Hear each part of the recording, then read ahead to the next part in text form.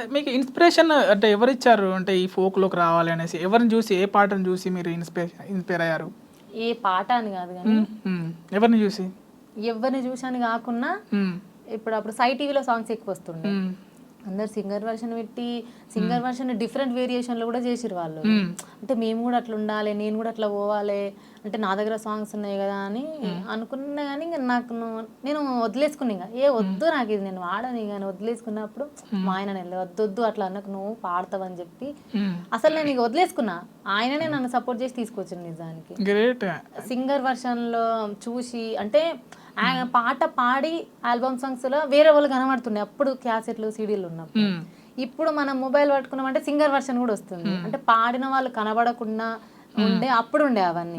ఇప్పుడు పాడిన వాళ్ళు కూడా కనబడే అవకాశం ఉంది, అంటే యాక్టింగ్ చెయ్యకున్నా. ఇంకా అదే చూసి నేను కూడా ఇట్లా వాడతానేమో మైక్ ముందు, అంటే మనం ఏమనుకుంటాం అంటే డైరెక్ట్ అక్కడనే వాడుతారేమో అనుకుంటాం. అట్లా నేను నిజానికి రావాలనుకున్నా. ఓకే, మొత్తానికి మాత్రం అంటే ఈ స్థాయి ఊహించలే, మీరు ఊహించారా? అనుకోలే. నేను పాట మా ఆయన ఒక్కటే అనుకుండు, మ్యూజిక్ తోనే నీది ఒక సాంగ్ రావాలి అంతే. ఇంకా ఆ పాటతోనే కలిసి వచ్చింది, అదే ట్రెండింగ్ లో ఉంది. తర్వాత మళ్ళీ అదే యాక్టింగ్ లా కలిసి వచ్చింది నాకు. అన్ని ఒకటే పాటలు. ఇంకా ఎవరి వాయిస్ ఇష్టం ఫోక్ సింగర్స్ లో అంటే ఇప్పుడున్న వాళ్ళలో? మీదే. మీ తర్వాత? మా తర్వాత అంటే ఇంకా మంగ్లీ అక్క. మంగ్లీ అక్క ఇంకా మంగ్లీ అక్క వాయిస్ ఇష్టం. తన పాటలు తను మీరు షేర్ చేసుకున్నారా అంటే పాటలు? లేదు. కాంబినేషన్లో పాడలేదు? లేదు. పరిచయమేనా తను? లేదు, అసలు పరిచయం లేదు, కానీ వాయిస్ ఇష్టం. వాయిస్ అంటే రేలారే రేలా సాంగ్ విన్నప్పుడు ఇష్టం నాకు.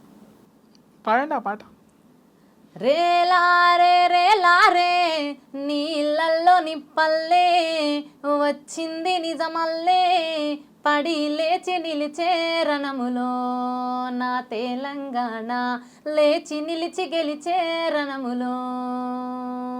ఓ రేలారే రేలారే పల్లె మట్టి వాసనలే స్వచ్ఛమైన మనుషులే అందమైన భూమి జగములో నా తెలంగాణ బంగారు భూమి జగములో. సింగిడి రంగుల పూల ఇది జానపదాల మాల కొట్లాటను నేర్పిన నేల. ఓ జో. నిజంగా మీ వాయిస్ చాలా బాగుంది. Thank you. మరి సినిమా అవకాశాలు ఏమైనా వచ్చాయా? మూవీస్కి ఏమైనా పాడడం పాడారా? అంటే ఏమైందంటే నాకు కూడా తెలియదు, ఒక ఐటమ్ సాంగ్ అయితే సాంగ్ పాడారా? అంటే ఎన్ని సంవత్సరాలు అవుతుంది పాడి? అంటే 1 year. 1 year అయిందా? లిరిక్స్ ఒక పల్లవి పాడండి. అంటే 1 year అయితే మీకు అట్లా కాపీ రైట్స్ ఏముండో జస్ట్ పల్లవి కాదు కానీ అది రిలీజ్ అవుతుందా కాదా మనకు తెలియనప్పుడు పాడొద్దు. 1 year అయిపోయింది కదండి. నన్ను అనుకున్నాను, లేదు కొంచెం ఆపేసి మళ్ళీ స్టార్ట్ అవుతుంది. జస్ట్ ఒక్క పల్లవి లైన్. వద్దు, ఓకే, వాళ్ళు రిలీజ్ చేసుకుంది మనం పాడొద్దు కదా. Okay okay. నెక్స్ట్ మీ సాంగ్స్ మొత్తం అంటే మొగడు పిల్లల కాన్సెప్ట్, అంటే లైక్ భార్యాభర్తల కాన్సెప్ట్లోనే వస్తూ ఉంటాయి. సో బొంతల్లా సాంగ్ అనేసి ఉంటుంది. అంటే ఈ కాన్సెప్ట్లోనే మీరు వెళ్ళాలనుకున్నారా? ఇలా ఏ పాట వచ్చినా పాడారా అప్పుడు? బేసిక్ అయితే ఫోక్, అందులో వైఫ్ అండ్ హస్బెండ్ ఆ బావ మరదలు అని మనకు తెలియదు అప్పుడు నేను వచ్చినప్పుడు. జనాలు ఏంటంటే మనం ఫస్ట్ ఏదైతే హిట్ అవుతామో అట్లనే తీసుకుంటారు, మనల్ని ముద్ర వేసేస్తారు. ముద్ర వేసేస్తారు. ఇంకా ప్రొడ్యూసర్లు అందరూ కూడా ఈ వాయిస్కి అయితే ఇంక ఏమనే సెట్ అవుతుంది అని చెప్పి తీసుకుంటారు. బేసిక్గా ఇదే వాడాలని ఎవ్వరు అనుకోరు, అన్ని వాడేస్తారు ఆల్మోస్ట్ ఈ ఫోక్ ఇండస్ట్రీలో ఉన్న వాళ్ళు అయితే. నేను కూడా అట్లనే అనుకున్నా కానీ ఇంకా అటే దుబ్బేసేది. తర్వాత ఈ మంచి దిగు సాంగ్, ఈ రింగు జుట్టు సాంగ్, ఈ కోమటలో ఇంకటి ఇవన్నీ వచ్చిన తర్వాత ఇంకా అటే వెళ్ళిపోయినా మళ్ళీ. అది ఇది రెండు. మంచి దిగు పాట కూడా బాగుంటుంది మీది. అంటే అదేలా అవకాశం మీరు రాసిన లిరిక్స్ అయినా వేరే వాళ్ళే? రాజేందర్ కొండ రాసి. అది పాడండి ఒకసారి, మంచి దిగు.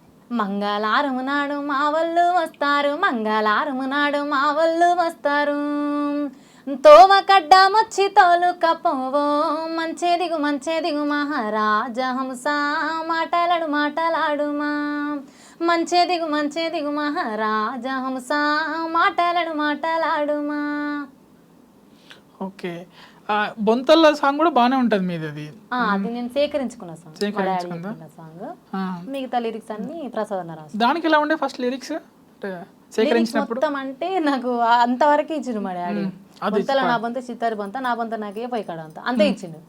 ఇంకా తర్వాత గిన్నెలే నా గిన్నె ఆ రెండే ఇచ్చిండు. అన్న ఇది ఇత్తే ఉంది అని అంటే సరేలేరా నేను రాస్తా అని చెప్పి దానికి తగ్గట్టు అన్న రాసుకున్నాను. ఎట్లా ట్యూన్ లిరిక్స్ అది ఎట్లా మీకు ఎట్లా ట్యూన్ లిరిక్స్ డాడీ అంతే చెప్పిండు. దాని తర్వాత కంటిన్యూషన్ గా అన్న రాశాడు. మీరు కూడా సాంగ్స్ రాస్తారన్నారు కదా అడుగుతున్నాను.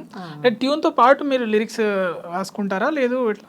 అంటే ఇప్పుడు మామూలుగా ఒక లిరిక్ ఇచ్చిండ్రు అనుకో, ట్యూన్ లిరిక్ కల్పించింది అనుకో మా మమ్మీ, ఇంకా దాని కాన్సెప్ట్ వైజ్ రాస్తాము. అట్లా కాకుండా జస్ట్ ట్యూన్ చెప్పి అది కాన్సెప్ట్ బాగాలేకుండా కొంచెం వల్గర్గా ఏమన్నా ఉంటే దాన్ని మార్చి దీని ఏ కాన్సెప్ట్ అయితే బాగుంటుంది అని చెప్పి నేను మా ఆయన డిస్కస్ చేసుకొని, అయితే ఇది లేదు సరే ఈ వేళ రాద్దాం, ఇది లేదు ఈ వేళ రాద్దాం, అంటే ఈ ట్యూన్కి వైఫ్ అండ్ హస్బెండ్ అయితే సెట్ అవుతుంది పక్కా పోకుంటే, అట్లా కొంచెం మెలోడీగా ఉందంటే ఇప్పుడు ఎంకట్టి టైపు అట్లా అట్లా కొంచెం చూసుకొని కాన్సెప్ట్ లేనిది ఉంది అది ఎట్లయితే బాగుంటుంది నేను పెట్టాలా పెడతానని రాసుకుంటాను. ఎందుకు అడుగుతున్నానంటే ఇప్పుడు జనరల్గా ఒకటే ట్యూన్లో ఉంటాయి. ఇప్పుడు పెద్దవాళ్ళ పాడే సాంగ్స్ ఇప్పుడు మొత్తం అదే గొలుసు కట్టులో ఉంటాయి కనుక అప్పుడు ట్యూన్ ఇబ్బంది అవుతుంది. సో మన పల్లవి ఒక విధంగా ఉండి ట్యూన్ ఒక విధంగా ఉంటే, పల్లవిలో ఒక ట్యూన్ ఉండి చరణంలో ట్యూన్ ఉంటే సాంగ్ అంత హిట్ అవ్వదు కదా. సో అటువంటిప్పుడు ఎలా తీసుకుంటారు అనేసి అంటున్నాం, ఎలా సెట్ చేస్తారు సాంగ్కి అది? అంటే నేను సేకరించుకున్న సాంగ్స్ ఎట్లున్నాయి అట్లుంటేనే బాగుంటది. మామూలుగా ఈ సేకరించిన సాంగ్స్ అంటేనే గొలుసు కట్టు, చరణం డిఫరెంట్ అట్లా ఏమి ఉండదు. గొలుసు కట్టు సాంగ్స్ అంటే మొత్తం అన్ని ఒకే విధంగా ఉంటాయి. ఎటుకించైనా మనం మళ్ళీ లాస్ట్ కాడికే వస్తాం. ఓకే, అంటే ఇప్పుడు మా సీజన్ నడుస్తుంది మీది, బోనాల సీజను, నెక్స్ట్ బతుకమ్మ వస్తుంది, ఇప్పుడు ట్రెండింగ్లో ఉంది. అంటే రెమ్యూనరేషన్ ఎంత తీసుకుంటున్నారో చెప్తారా? నా వరకైతే బాగానే తీసుకుంటున్నాను. ఇప్పుడు రాయడం పాడడానికి అంటే పాడడానికి ఇంతమంది సపరేట్ తీసుకుంటుంది, ఇప్పుడు రాయడానికి పాడడానికి ఇంకో పేమెంట్. అంటే సేకరణ అంటే అన్న అన్ని లిరిక్స్ నేను రాసుకున్న దానికి ఒక పేమెంట్ ఉంటుంది. ఓన్ గా ట్యూన్ చేసి రాయడం కష్టం కదా, దానికి ఇంకో పేమెంట్. సరే ట్యూన్ కి ఎంత ఉంటుంది చెప్పండి, మీరు నాకు పాడినందుకు చెప్పకండి. ట్యూన్ కి దానికి దీనికి ఏం ఉండదు. అంటే ఒక్కొక్కరు ఒక్కొక్క స్టైల్లో తీసుకుంటారు. అంటే నా లిరిక్స్ నచ్చిన వాళ్ళు ఉంటారు, నాకన్నా గొప్పగా రాసేవాళ్ళు. నేను పెద్ద లిరిసిస్ట్ కాదు కాబట్టి నా వరకు నాకు ఇంత, నేను ఎప్పుడైనా డిమాండ్ చేయను. నేను వచ్చిపోవడానికి ఇంత అయితే, పాడడానికి ఇంత అయితే సరే అన్నాను, రిక్వెస్ట్ గానే మాట్లాడు, డిమాండ్ ఎప్పుడేం చేయను.